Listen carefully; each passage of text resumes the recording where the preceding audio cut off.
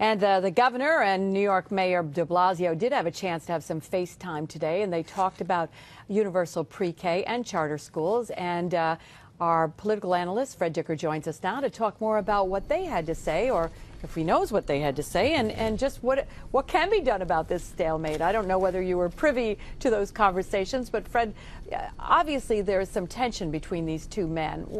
Where's that likely to lead?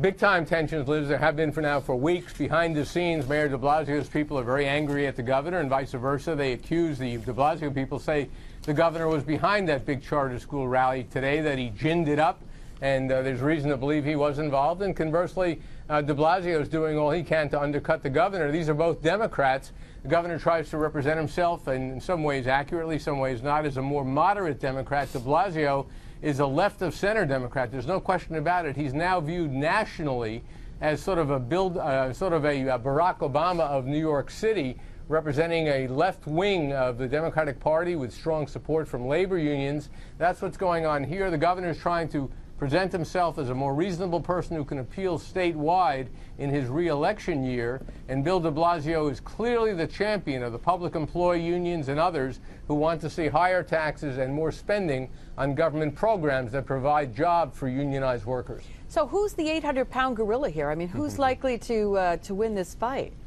The governor. The governor is very powerful in New York. He controls the budget process. He's made it clear he's not going to go for higher taxes in his re-election year. And privately, many Democrats in the legislature, while bitter about the governor, they generally like Bill de Blasio if they're Democrats from New York City. They nevertheless concede that the governor has most of the cards. In the end, I think it's clear that de Blasio is going to have to concede defeat, even while being able to say the governor has moved to his side by promising state monies for pre-K programs in New York City.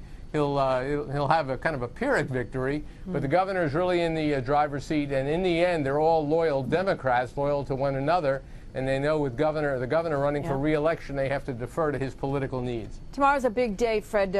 We think that Rob Astorino is going to announce that he's running. I mean, do you have any inside kind of dope on that, whether he's going to run or not? And if he's having, I think, a video conference or something, it seems like you wouldn't do that to say you're not running, but he is running. Astorino a few hours ago announced he was going to put out a video statement on where he stands on the governor's race. We expect it to be a strong statement, probably 3 or 4 minutes long, maybe a little bit longer. I think they're editing it right now.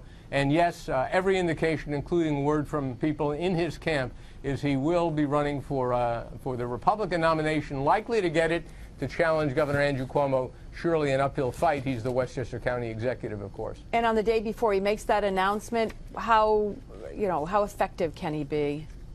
Well, I think he's going to be more effective than a lot of people think. We know last week, we talked about it, Liz, that the governor was working behind the scenes to try to prevent the Republicans from nominating Rob Astorino. He wasn't doing that because he was trying to help the Republican Party. He was doing that because he was trying to help himself. I think there's every reason to believe that Astorino, while not necessarily a winner, will be a strong candidate for the Republicans. All right, Fred, thanks very much. And we'll talk just for a second about your radio program, live from the state capitol, weekday mornings, 10 to 11 on Talk 1300 AM.